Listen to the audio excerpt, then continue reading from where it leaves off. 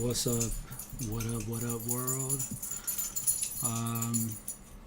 Just set up, had some breakfast a little bit ago, not working out today. Taking it easy, morning style. I don't know. Felt away. Different emotional states, moving through different types of thought today. More makes me realize like one of the most important things about what I'm trying to do in the program, what I'm trying to do with this is to avoid spiraling into negative thought patterns. Not that an exploration of them is necessarily bad, but learning to self-soothe, self-redirect in a way that makes sense when I'm trying to, when I'm trying to move away from like darker modes of thinking. Sometimes it just happens. You wake up some days and you just start to you're feeding the wrong wolf at the beginning of the day, but you readjust, you do things like this, things that get you out of your head or more into your head in a different kind of space. And yeah, all right, sick. Fucking gonna be tight. I don't know why that sounded like so down and shit, but yeah, let's go. Alright, so what do we have today? I mean, same two seminars, the medieval seminar and the Renaissance seminar. Let me see, open up my week for both of these. There's things you got to download and read. There's things that, I download the PDFs, I keep those, organize them according to the weeks. Excuse me, label them appropriately, author, title of the article or excerpt of the chapter from the book. And then I reference it with the syllabus to see if there's other things to watch or check out. So for week 4 for the medieval seminar, there's TED Talk, one article, one book chapter, and so pretty light on the medieval stuff for today. And then the Renaissance, the Renaissance is always pretty up. So we got to read The Tempest. I've perused it before, but I haven't read it entirely. You're gonna read The Tempest. Michel de Montaigne's Of Cannibals, short annotated excerpt. And then other critical readings, 3 articles, a 80-minute performance about indigeneity, coloniality, and Shakespeare. And then further recommended readings, which I'm going to read because I don't want to show up like not knowing things. And also I like to, do the extra if I can. So another chapter from a book and 2 chapters from a book. So it looks like it's going to be like 2 articles, TED Talk, 2 articles, 4 articles, 4 chapters of different books, short excerpt, and a play. So that's the reading for this week. We get assigned, so we have the seminars on Thursday, and then Friday I try to do some stuff on the weekend, studying wise, but I really take it it's always extra serious during the weekdays. That's more like super work, and it kind of creates like a good work-life balance, because basically, one of the things I learned in the program that someone told me was that, it's like the work basically expands to take up the room that you give it. So it's important to try to, not have that be as much of an issue. Let me see if I can get this.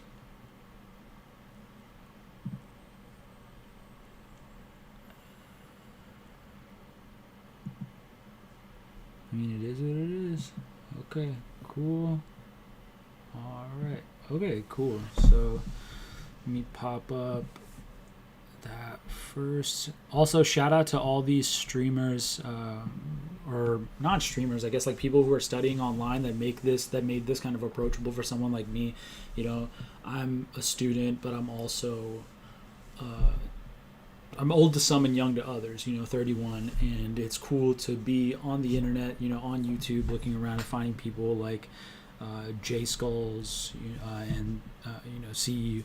That's why I kind of came upon this whole, like, not the Pomodoro method, but the idea of just like, set it up and like do things, and then that kind of holds you accountable, and it's just a way to, you build a community as a result of it. That's cool, but really the whole ethos is just do work and kind of have that be fun, eventize just doing what you got to do.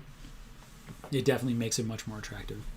So let's go ahead. I'm gonna start up the first Pomodoro, and then let me actually pull up my stuff for the Renaissance, the medieval class, and then we'll get started from there. All right, cool. So let's go.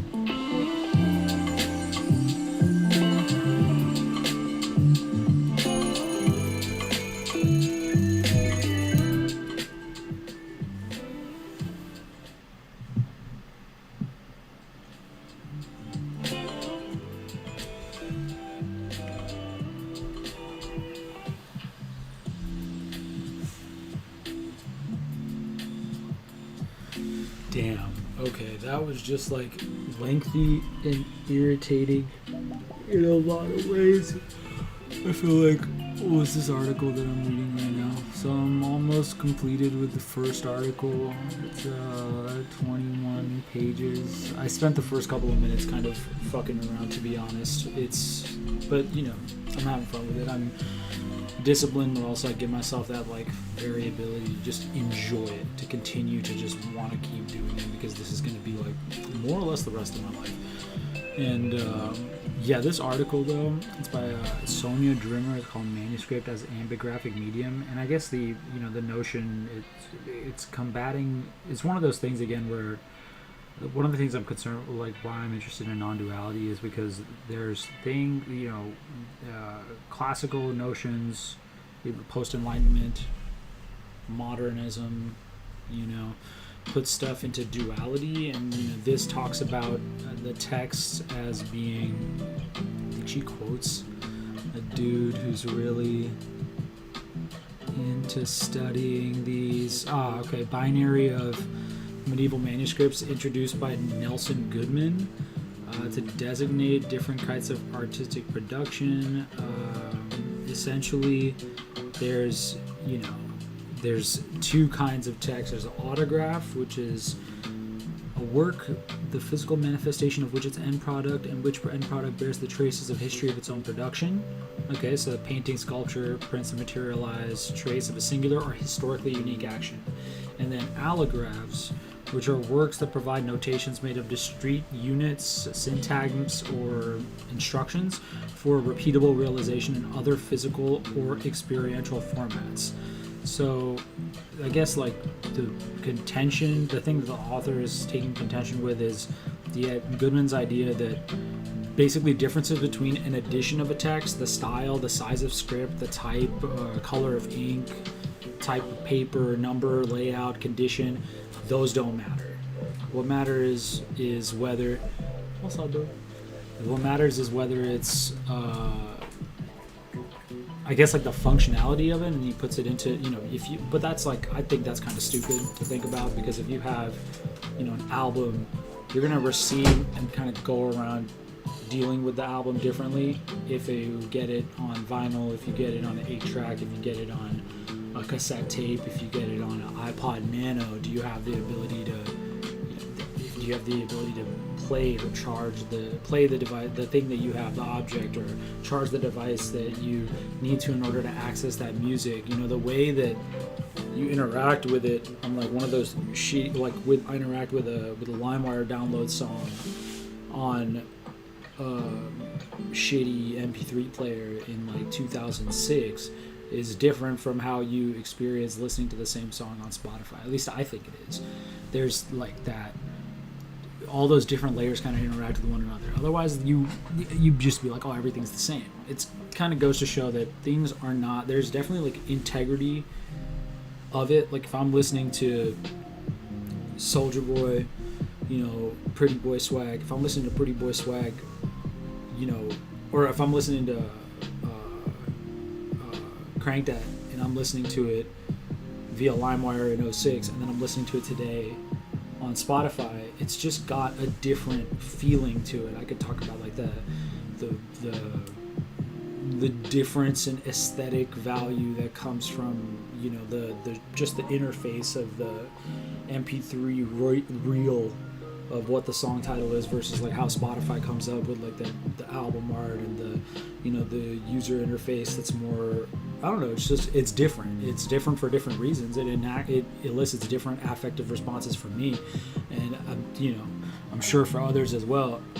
I bet there's people that would say like it doesn't matter how you listen, but like how you listen to something, it just matters that it's the song itself. But I'm like, even if it's the same version of the song, if you're at a different place when you're listening to that song, it's different, right?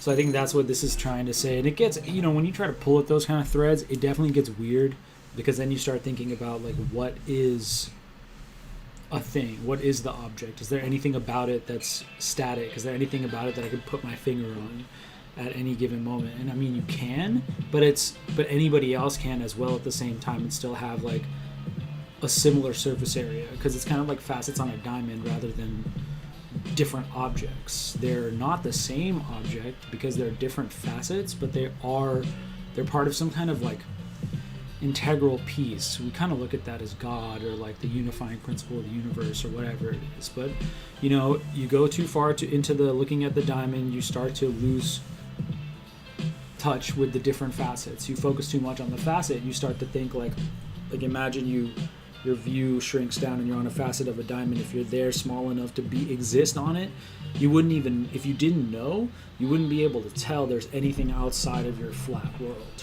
and it would create the whole of your existence. Yeah, I don't know, that's just something I'm thinking about with this. Alright, let's go back round 2 and let's see how it goes.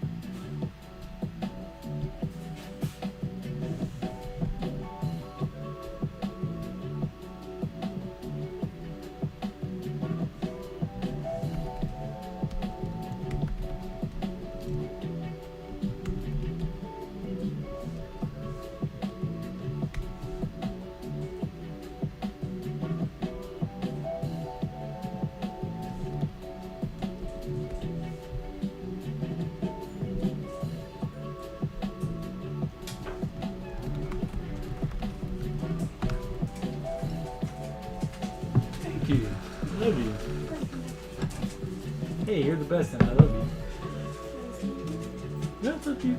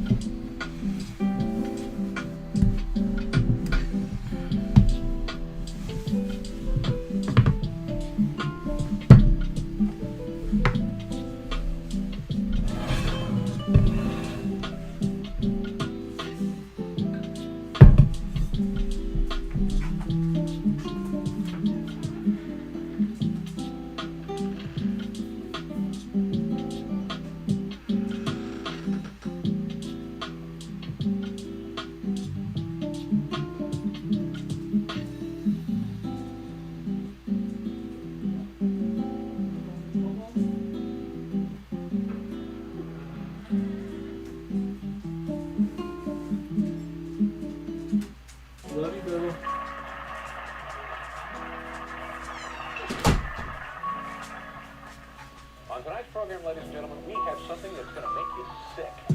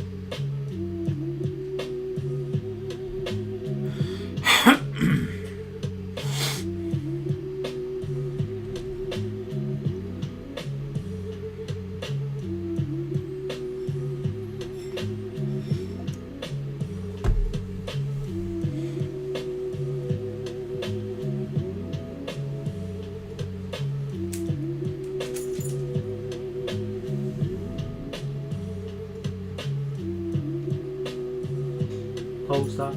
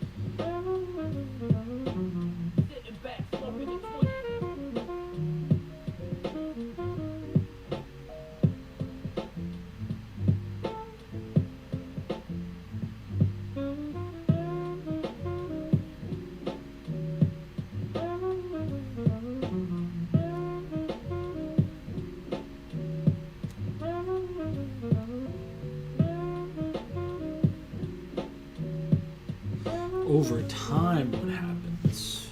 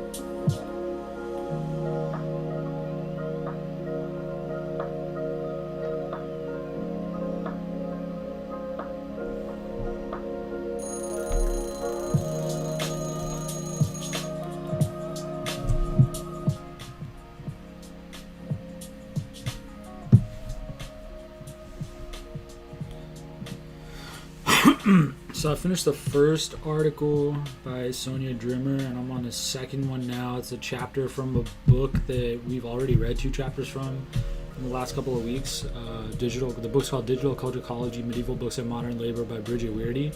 And it's talking about, Weirdy basically traces a particular manuscript as it goes from its inception to digitization, and how like all these different levels of digitization have all these different levels of labor involved, and all the different moving parts kind of change it in ways that sometimes people would argue are like kind of negligible, but they actually reflect things that were going on at the time of them being changed. It's kind of like how if you look at a film's production history, or you look at an album's conception and recording process, it can tell you a lot about the world around it, what was going on, what are the different things that happen, what are the different things in the world that create the environment in which individuals make choices which then are reflected in material. And I guess had a definition of autograph, the term from the previous article. It clarified that an autograph is different from an allograph also, and that an autograph means that like the person who are creating the content and the people who are writing it down are the same. And it is interesting to think about how stuff gets made, it passes through so many different hands.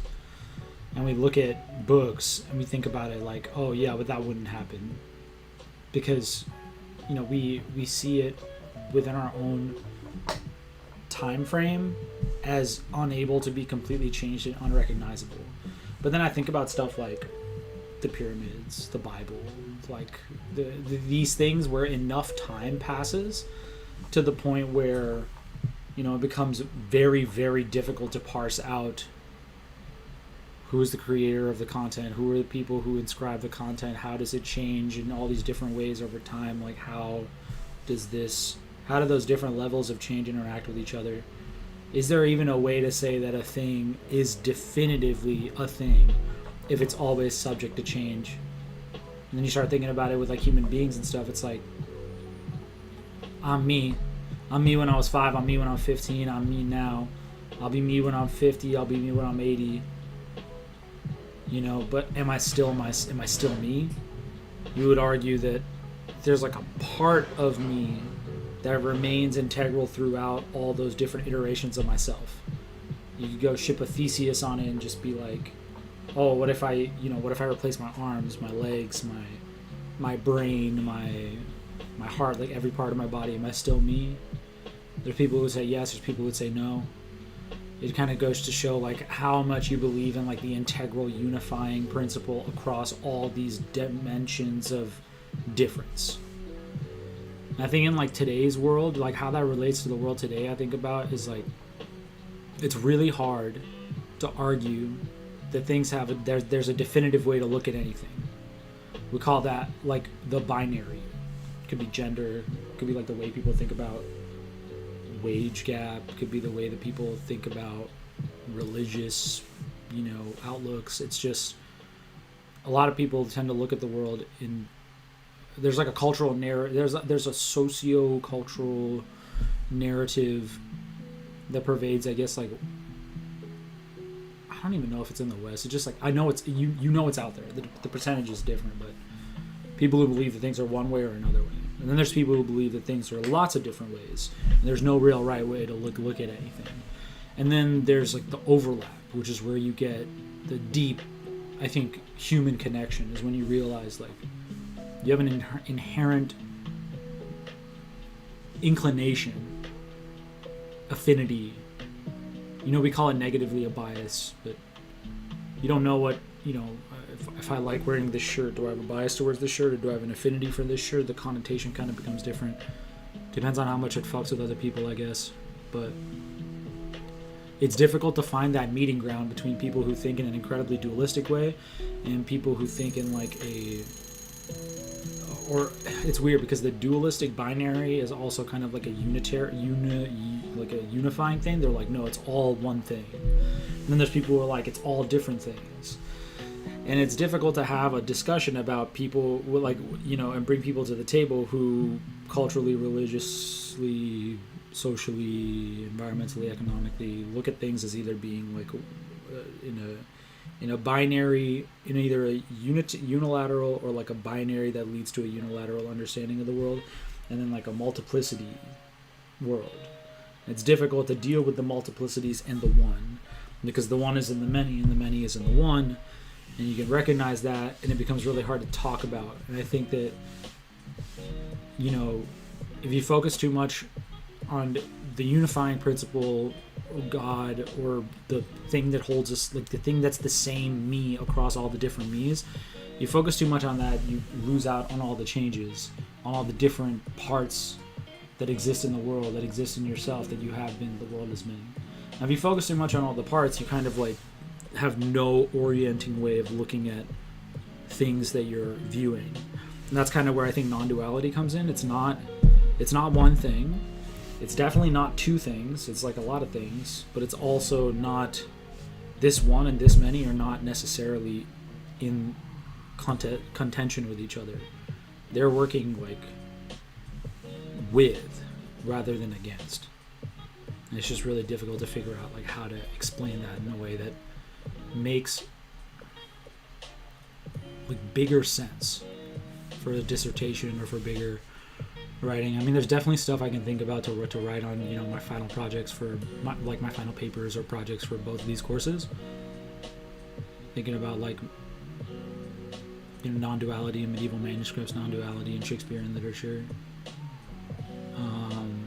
Maybe comparative readings between some of the things that I'm reading and the Ramayana and the Mahabharata, the Mahabharata and stuff like that. But it's just like, I don't know. And then it becomes this weird thing where I think about, like, I try to think about the things, the way that I'm reading it, Advaita, Vedanta, philosophy, non-duality, pure witness consciousness, and then I think about how deeply entrenched that also is in nationalism and like nationalist politics, and that's problematic. It's weird. It's trying to navigate it in a way that separates in separating wheat from chaff. We also kind of realize like you both are not. The separation is just to orient you, not to negate anything. I don't know. It's tough. I'm trying to figure it out. I think this is good though. This is interesting stuff. All right, round 3. Let's see what's up. Let's go.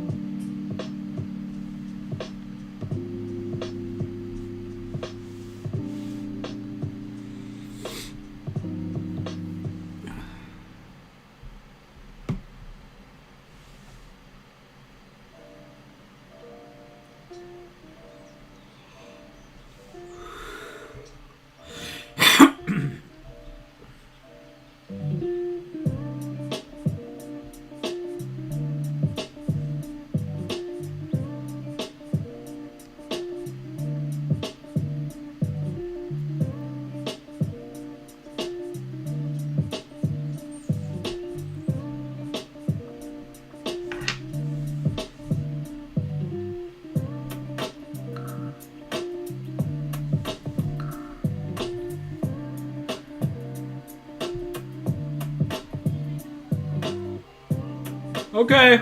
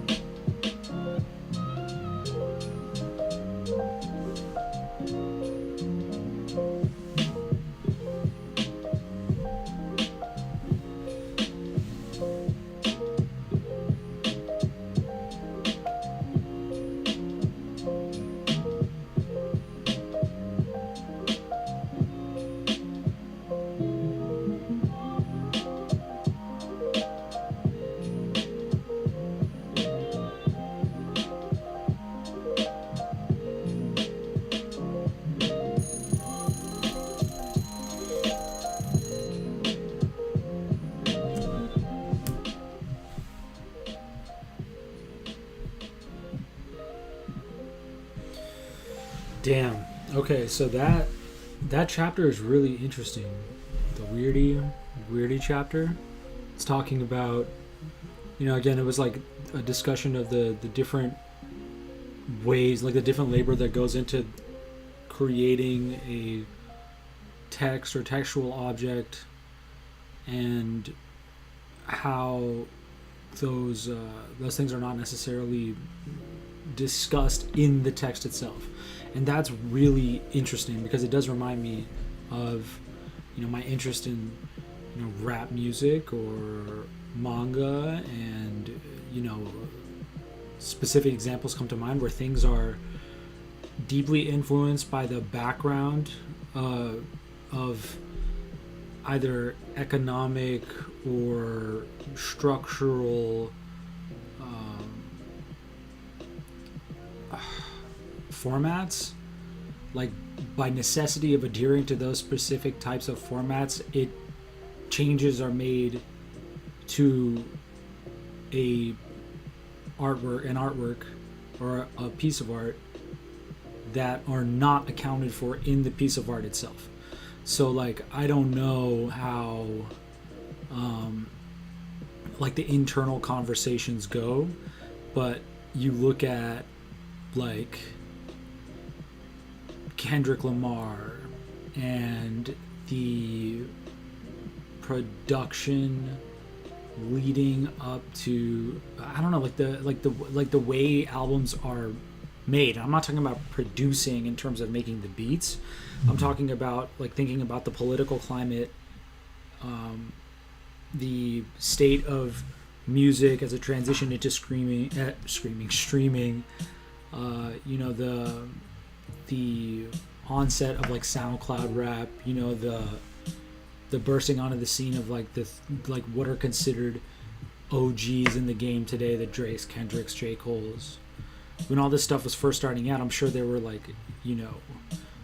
fiscal concerns, how you want your image to be presented in a certain way. The album rollout is a part of that production cycle, right? Like how you present the material is a big part of how you think the materials, like your authorial intention you're trying to imprint on the material, will be best received if it's rolled out in a certain way, if it's packaged a certain way, if you perform your shows a certain way, if you post certain stuff if you post this way on your social media instead of that way.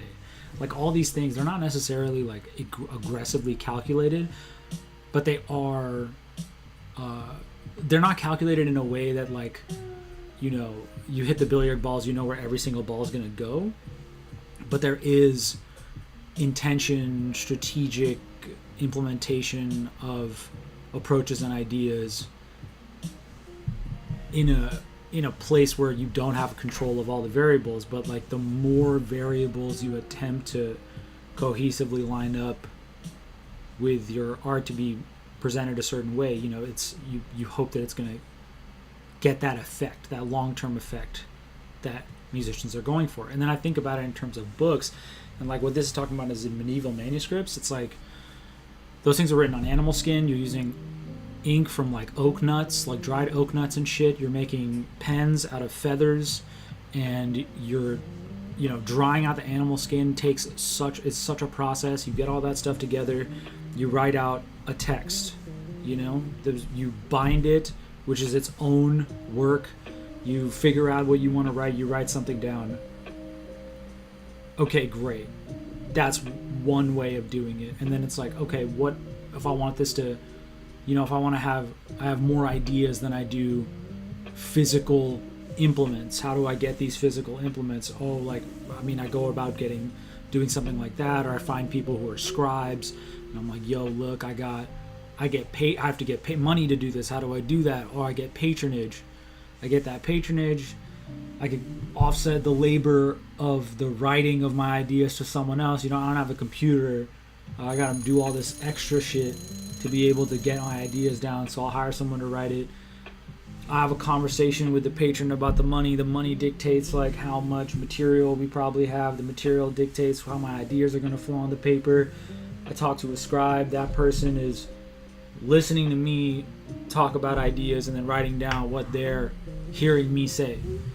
We maybe discuss, we probably discuss, but like even if we do discuss, how do I know what's the gap in missing what I'm wanting to say and what they're wanting to say? And even if I get it, if they write it down verbatim, are they writing it or am I writing it? And then after that, there's like notes and notes and notes over centuries of different people who just have it, who like basically like it's a handed down copy of a text, like how you find a used bookstore, but it's in the freshest version of a thing. It'd be kind of like getting a pair of, like, I don't know, the most exclusive Jordans of all time, like worn by Michael Jordan on his winning night of championship 6 or something. It's got all the sweat and everything in it, and then it's just been handed down to people, and they wear it, and they replace parts, and they fix things, they add things, they scribble on it and all this stuff, and then it becomes this artifact, and you look at it and you catalog all the different changes to it. Not just, there's no like pristine thing. There is, because they're still, even the ones that are all fucked up, like a graffiti, like just a block of graffiti on it, and it's just like, not that the graffiti's fucked up, but you know what I'm saying, they're all marked the fuck up, and they're still revered as being valuable. So I'm just thinking like, man, what is, if it passes through all those hands, there's something in it that's still the thing itself, and it's been fucked with in a good, and that's not bad. It's been altered, it's been edited, it's been footnoted, they have gloss, marginalia, all this stuff like going on, and it's just like, whoa, what is even a work once it's, what is it, If Kendrick makes To Pimp a Butterfly, like, how much of what that album is what he intends, based on his, deep creative control, his intimate relationships with the people who are making the, were involved in the process of making the album. Do we still get what he wants us to get, or is it, and how much of the message of it is built into, is a result of not only his choices, but his socio-economic, cultural, racial, ethnic background, lived experience, material conditions, things he's seen, heard, felt. And then, but once it gets to us, like, how are we supposed to be able to say, how can we say clearly that, we're getting that information straight up? There's so many layers of mediation from his mind to my ear.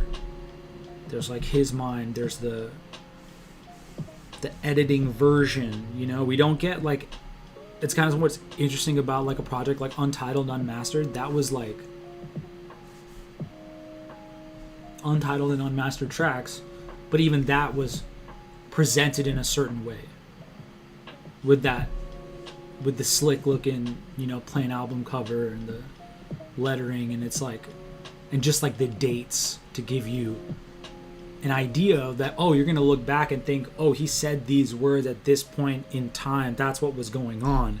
It gives you a look into how the material world deeply informs the production of a piece of art, and how much invisible labor, tracks we haven't heard, things we haven't seen him do, are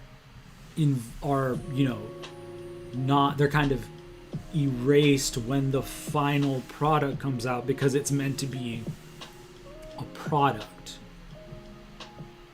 and yet it's deeply, like, we feel intuitively that it's also lining up with like a process. Like, this isn't just like for money. This is his process. This is his creative process, and it is his creative process, and it's also for money, and that's not a bad thing or a good thing. It's just a thing that's there. And it's very interesting, the level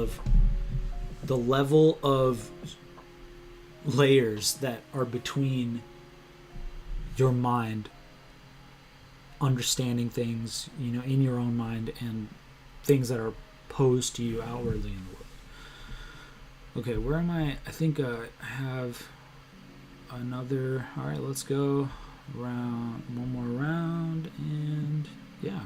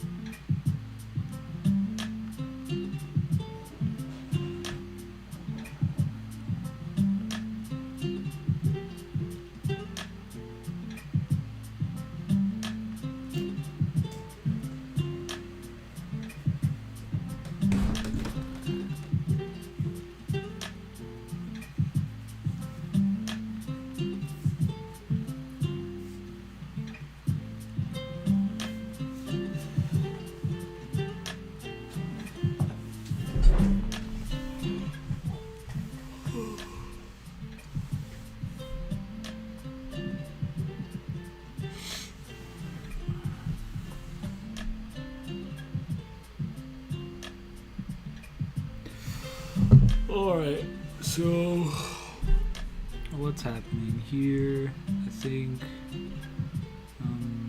So I just finished my readings for the medieval literature class. And it's interesting, that was talking about the differences between, like, the different ways that, you know, we have a relationship to the idea of an authoritative text. What is the definitive version of this thing? But that's not how things are made. They're made as a result of cycling through different things. And if you give it enough time, what happens to those ideas, those artworks, the messages in them? I think it's really difficult to say, but it's a very complicated idea. Oh my gosh, excuse me. Oh, excuse me. So, let's see. I have a tutoring session at 4, from 4 to 5:30 today on Zoom, so I'll be doing that at, I'll be conducting the session at 4. So I'm probably just going to keep going until, like, then. And then just do the same thing tomorrow and the day after when I find, like, pockets of time. Gotta take the dog to the vet tomorrow, one of the dogs to the vet tomorrow, and then I have a Zoom meeting with one of my professors, the professor of this Renaissance Lit class, to talk about my end of the year project, like where my ideas are and stuff. I don't entirely know yet. We're almost halfway through. So the things I've been considering have been, you know, so the class is focused on catastrophe, and you know, discussing the focus is not, it's like catastrophe is kind of the lens that's being used as like the overarching thread throughout, you know, discussing, you know, what is catastrophe, what is considered catastrophic, what are the different layers that create catastrophe, that contribute to it, how do we perceive it, you know, before it occurs, while we're in it, after the fact, does it ever end, you know, things like that. And I think, like, that idea of conflict that never truly culminates is, like, that might be something. There is, like, the thing that, like, one of the things that I think about a lot is, like, the Battle of Kurukshetra in the Mahabharata, and the, you know, the Arjuna is there with Krishna, and the discussion about, like, when am I supposed to engage in violence against, like, in violence when I don't want to, like how, like, when you're plugged into being an agent of catastrophe, of destroying things. How can you know that you're doing it for the right reasons? How do you know you're doing it in the right way? And then Krishna kind of spends the Gita explaining, like, what that looks like the kind of state of mind one is in when they do that. Because, and you know, the thing that, you know, it is couched deeply in, like, militarism and, like, you know, nationalist thought in so, like, on a surface level, because it's like, look, there's two warring factions that are trying to control a particular area. They're going into a war to do so, and, like, the whole discussion about how to be a good person is entrenched in a discussion of when you are caught up in a battle of nations, power group dynamics, and each side has, like, a very clear vision of justice, and that justice kind of summarily negates the alternate position. How does one do so? And then Krishna kind of explains, in a way, they're like, well, they're doing what they think is right, you're doing what you think is right, you're doing right by what y'all think. It doesn't mean that it's easy, but you both have lived experiences, you both have material conditions, you both came to a conclusion that feels like a choice in some ways and that doesn't feel like a choice in others. And you engage in conflict, and that conflict eventually creates, you know, things that need to perish or do they need to perish? I don't know. Things that perish, things that survive, and then that's considered just. So it feels more like, I don't know what to make of that, but just a thought about like the eternal recurrence of conflict, the ability for sides to consider themselves just entirely based on facts that are equally available and equally considered by opposing sides. You know, I don't know.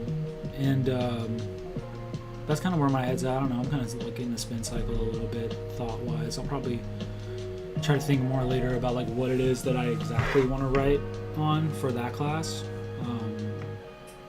For the Renaissance Lit class.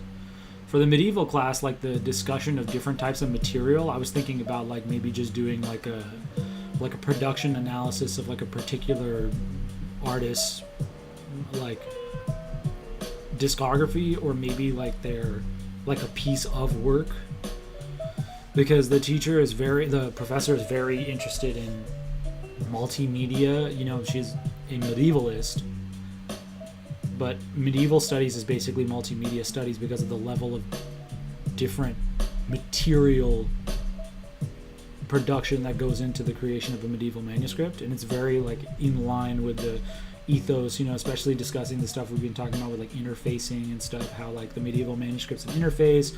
It makes you think about how we interface with artwork, and how like it's very interesting field. And so there's that crossover, so maybe I'll do something like that for that course. And you know, I've been thinking about that, and you know, been talking today about the Kendrick albums, and you know, it'd be interesting to see like how To Pimp a Butterfly is like production, because like Untitled Unmastered came out of To Pimp a Butterfly recording sessions, I think, and it'd be interesting to trace like, I don't know, like the I don't even know, like the creation of the album via different like sessions, and like how it, or like over like the span of time of the creation of the album, the rollout, why was it positioned in that way. I mean, there's so many ways to think about it. There's like, how did it get made, what was the impact when it was made, what's the impact now. Those are like entirely different papers, and it's like, you know, I think that's why he's considered, like Kendrick is considered such an artist worthy of study, is because his discography is so dense in a good way.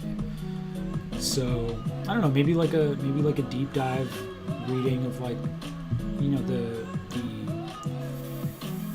theory and the relationship between material production and like the aesthetic. Those are so big. Those ideas are just like so big. So I think I need to narrow it down to something that maybe makes a little bit more. I mean, it does have to fill up like 20-something pages, so I don't know. We'll see. We'll definitely see with that. I think the catastrophe course is also like, it's kind of, I mean, I can focus on Shakespeare instead of necessarily, you know, reinventing the wheel with, I mean, I wouldn't be reinventing the wheel with any of this stuff, but I mean, in terms of the novel approach, I mean, there's plenty of ways to go about discussing Shakespeare, just because it's so rich and varied, has such a long history of study and analysis already. But I don't know. Maybe like, so I chose the seminar where I'm leading the discussion is going to be reading volume 25 of Attack on Titan, where Reiner and Eren meet, and they basically, you know, they kind of break down the just war concept, which I feel is like something that's also discussed in the Mahabharata and the Bhagavad Gita. It's basically like, oh, why were you, you know, when Eren asked Reiner, like, why'd you kill my mom? Why'd you do all this bad shit to, like, my family and where I live? And they're like, because we thought we were trying to save the world. We thought we were saving the world. We thought we were doing the right thing. We had all the right reasons. We had all the information that guided us to a particular conclusion. You can call that propagandized, because it is propaganda is definitely part of it, but it's also like the deep, real lived, like it feels like a choice, because they do make choices. At least it feels like they do. the intuitive experience of free choice. And that's why they do the bad shit to Shinganshin district and stuff. Shinganshina. And then Aaron is like, oh, well, I'm about to do the same thing to you guys, because, like, you know, the entire time we've been sticking with Aaron's, we've had the like privilege of having his internal point of view, and we're like, oh, this kid who like had his mom eating all this terrible shit happen to him, and we were 100% on his side, and then slowly it starts to turn like, oh wait, you're the problem now. You know, you're the person who's you're perpetuating the cycle. The cycle continues to become perpetuated. There's no like starting point that we can all go to and be like, where's patient zero for hate? You know, Judeo-Christian ethics or Judeo-Christian religious stories have like the Cain and Abel thing, and you know, there's like this similar kind of revenge-oriented hatred for whatever success or goodness that occurs in different, you know, in Hinduism and Islam. There's these stories exist in different cultures and different religions, but it's like they try to give you a genesis where it's like there's a bad guy, there's a good guy, but we don't have any idea how these things actually start. We don't know how we know how conflicts start when we go back to a certain degree, but you go further back than that, and then that has a basis for necessity, I guess you would say. Like, it had to have happened that way, kind of shit. And I don't know, hatred just kind of goes like that. That's kind of why I was thinking about, you know, the title of this session is Invincible is just a word. It's like, you think you know enough. You think you get to a point where you're like, even when you think you're questioning yourself, you're so sure that your way is the right way. And this is something that I'm definitely like always trying to zero in on, is because, you know, I'm basically growing the capacity to recognize when I'm falling into the trap of thinking that my way is the right way. Even humility starts to become like, you try to be like, oh, I'm being humble, and then that becomes a flex. And then everything becomes a flex. You know, everything has the risk of becoming a flex, at least. Being corrupted into a flex instead of just being. And trying to pay attention to how that comes off is definitely like a constant working process. So yeah, okay, let's like just do some more reading of The Tempest, and probably call it like after about 2 sessions or something like that. We'll see how it goes. Definitely have to be out of here by 4. So alright, let's switch it up.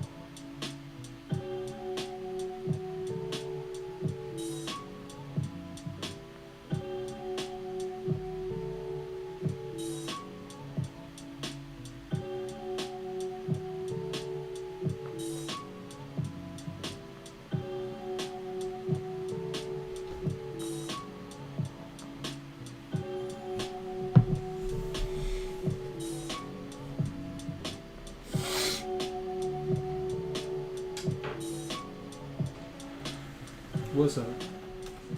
No? I'm still on. I'm gonna be on till 4, and then I have. Oh. And then I'm going to do my session. Is that okay? Okay. I love Can I say you? you. Yeah.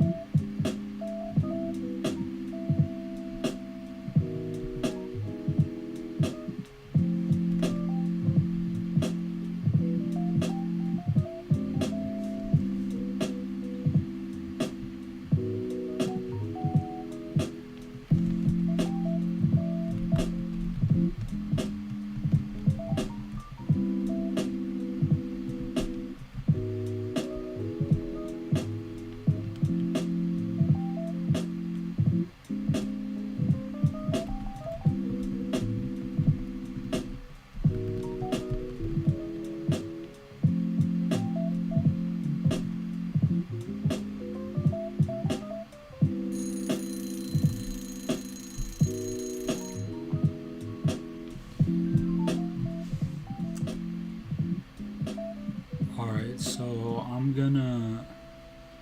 Got about 40 minutes left and a 5-minute break, so I'm just gonna start writing down some of my notes for this week for my PhD log. Every week I keep like a general log of like what I'm getting into, just like general thoughts regarding each course. So yeah, let's see how that goes. So medieval lit seminar and Renaissance lit seminar. So those are just like my general thoughts. Well, I guess I'll probably have more general thoughts. Not my PhD log. My like things I'm thinking about. I don't even know what to call those. Just the film notes. The film notes of the book notes. Let's see if I have. What am I trying to talk about? I kind of want to do some research regarding the production of Khalil Gibran.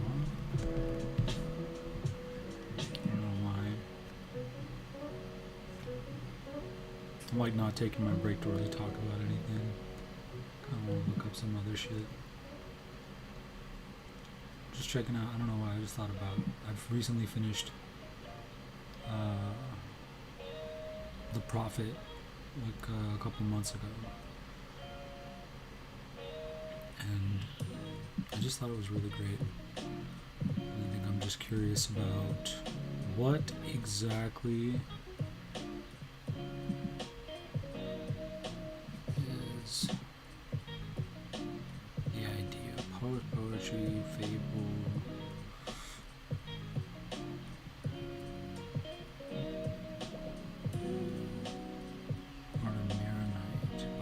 Faith, Sufi mysticism.